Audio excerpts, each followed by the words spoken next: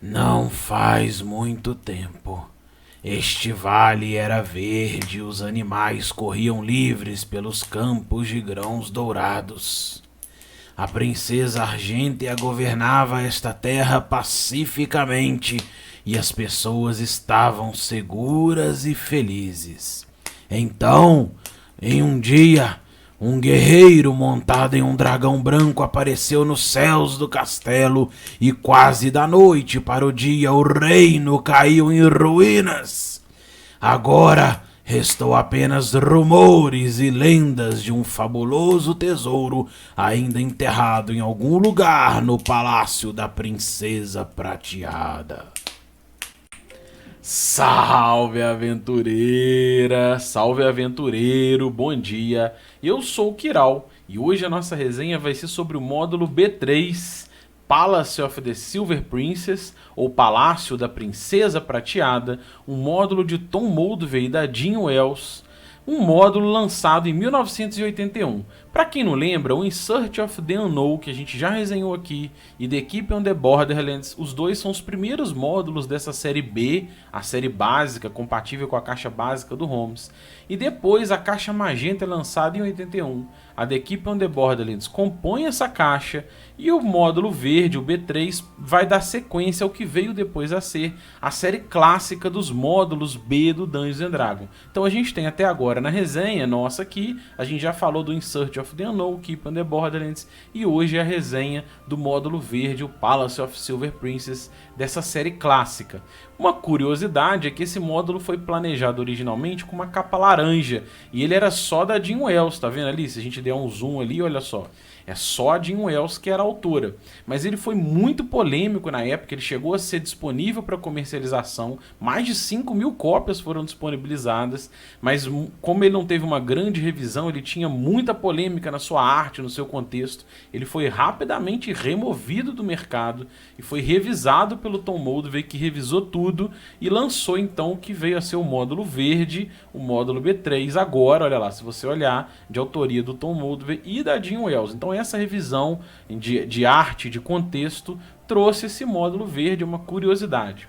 Em que ele se baseia? Qual que é a proposta? Se você olhar na chamada, ele é um módulo introdutório. Assim como a Keep on the Borderlands In Search of the Unknown, e essa série clássica B toda tem essa pegada, ele tem a ideia de ser introdutório aos personagens de primeiro nível, compatível com a caixa básica, com a série básica, seja do Holmes, seja magenta, e também compatível com a caixa básica da série vermelha de Beckme. A proposta dele é essa, uma proposta introdutória. Dentro do livro vem inclusive gerador de personagem automático. A gente tem ali clérigo, anão, elfo, você gera na hora o seu personagem com os atributos, inclusive com os equipamentos, ele tem um set de equipamentos. Isso funciona muito bem, esse módulo ele foi inclusive planejado para funcionar bem como um one shot, porque ele traz dentro do livro equipamentos prontos, personagens pré-gerados, e você pode, tanto se o jogador perder um personagem, como gerar na hora num evento, num jogo one shot, como forma introdutória e apresentativa, você consegue num momento jogar o jogo. Em que ele se consiste, né? Qual que é a história dele? A pegada dele é que num vale, governado por essa princesa, esse vale caiu em ruínas. Os anões desse vale, que trabalhavam no coração da montanha, descobriram um rubi vermelho, e esse rubi vermelho, eles trabalharam esse rubi e presentearam a princesa com esse rubi. Mas ele trouxe uma desgraça, porque esse rubi era amaldiçoado. Os anões, sem saber, entregaram um artefato de uma entidade do caos, conhecida como Arik, Arik dos Mil Olhos. E essa entidade, há séculos atrás, foi banido para uma dimensão prisão, ele foi punido por toda a eternidade. Mas ele consegue influenciar no plano material por meio desses rubis. E essa influência traz uma corrupção para a região. Então as plantas, a vegetação toda cai, as pessoas começam a ficar malucas, começam a ficar insanas, efeito mental. Então todo o vale cai, na ruína dessa influência. E isso começa a trazer os agentes do caos, inclusive o clérigo Catarandamos, que quer pegar esse rubi e fazer um ritual para trazer a sua entidade, trazer o Arik de volta. O Arik tem como ambição ir ao paraíso e se vingar dessa punição. Então, em cima dessa proposta, vira um plot de jogo. Olha isso, uma pegada cósmica envolvendo agentes do caos para personagens nível 1. Mas a proposta é o quê? Ali existe um ponto de aventura. Aventuremos. Os personagens podem ir por tom heróico para querer impedir o clérigo. Essa pode ser uma motivação. Mas a outra motivação pode ser simplesmente buscar os tesouros que tem nesse palácio. Se você quer jogar esse módulo, tem interesse em jogar esse módulo, agora eu vou dar spoilers maiores da proposta do jogo. Então para o vídeo por aqui se você for jogar. Se você não for jogar, quiser mestrar, quer conhecer tudo, é XP, continua. Por quê? Abrindo o livro, a gente tem o castelo feito em 2 andares, o primeiro andar e o segundo andar. E essas vielas, eu vou colocar um mapa aqui melhor para a gente ver, é o Palácio da Princesa Prateada. E é ali que está alocado, nessas ruínas, a maioria dos desafios do jogo. Todos os desafios do jogo, eles envolvem ali. O primeiro desafio é como entrar nesse castelo.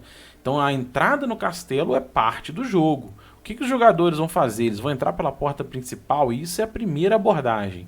Ele traz também, que é muito clássico no Old School, uma tabela de monstros errantes, né, os Wandering Monsters, que é um encontro aleatório. E você tem ali os acólitos do clérigo, você tem orcs, você tem esqueletos que são os empregados, os guardas que foram corrompidos, que morreram e foram reanimados por efeito necromântico. Mas você tem com eventos e encontros ali que não necessariamente tem a ver com a defesa do castelo. Olha que louco, você tem um urso ali, por exemplo. O que é isso? Quando foi feita essa corrupção, tinha um urso perambulando pela região que ficou aprisionado nessa doma, nesse efeito caótico. E ele está faminto, andando pelo castelo, e é um ponto de interação. Não necessariamente ele é escravo, ele é um pet de ninguém. Ele é uma criatura que está por ali, e é uma possibilidade de encontro porque ele está preso naquela região, faminto, louco para sair. Você tem bandidos. Esses bandidos podem ser explorados como ponto ali de apoio para novos personagens, porque pode existir outros mercenários, outros aventureiros invadindo o castelo, invadindo essas ruínas e buscando tesouros perdidos. Eles podem ser um ponto de conflito, mas pode ser uma fonte também para novos personagens, caso os jogadores percam personagens. Um personagem novo pode ser um desses bandidos que é ponto de interação, é ponto de possibilidade de interação social, de negociação. Então tem esses eventos de encontro aleatório que dão também esse caráter urgente, né? Um caráter de necessidade de você continuar avançando a aventura. Que tipo mais de desafio você tem? Você tem, por exemplo, um artefato do Silverheart. É um alquimista, ele era um conselheiro da princesa e ele, pela influência negativa do artefato, do rubi, ele ficou maluco, né? A insanidade entrou na mente dele, ele começou e como um alquimista muito sábio, ele começou a fazer experimentos muito arriscados, muito malucos, e esses experimentos alquímicos explodiram, esse efeito colateral gerou um problema muito grave no segundo andar, e o próprio artefato dele, né, o medalhão dele, passa a ser um possível ponto de interação. Então esse artefato, ele tem a essência do Silverheart, mas tocar nesse artefato pode trazer insanidade aos personagens. Então é um desafio que não tem nada a ver com criaturas, né? É mais uma proposta de desafio diferente que eu acho bem legal. E já no segundo andar você tem outras possibilidades desses eventos aleatórios envolvendo criaturas desmortas, lacaios do clérigo, como por exemplo zumbis e ghouls, até uma medusa que também é um agente do caos que está ali, e você pode trabalhar isso dentro do jogo com alguns guardas, alguns empregados que foram petrificados, e isso pode ser um ponto de interação e os jogadores descobrirem que aquelas estátuas têm a ver com um dos agentes que está ali, que é uma medusa. A gente tem uma outra pegada legal que esse livro traz algumas criaturas inéditas, como uma rosa vampiro que está ali naquele jardim, e isso é um novo desafio também, que até então no livro dos monstros do AD&D não tinha esse tipo de criatura. Então esse módulo também alimenta com criaturas inéditas. E a possibilidade no arco final, caso os jogadores aprofundem nessas camadas de exploração e cheguem na possível conclusão, que é como destruir o rubi, e o clérigo Catarandamos está fazendo um ritual para tentar tentar rasgar esse manto da realidade, trazer nessa dimensão a sua entidade de volta. E ele usa a espada do Arik e o rubi. E a própria espada pode quebrar o rubi. Então esse é um possível desafio final. Uma outra pegada legal é que nesse módulo, assim como vários módulos clássicos, ele traz essa folha em branco.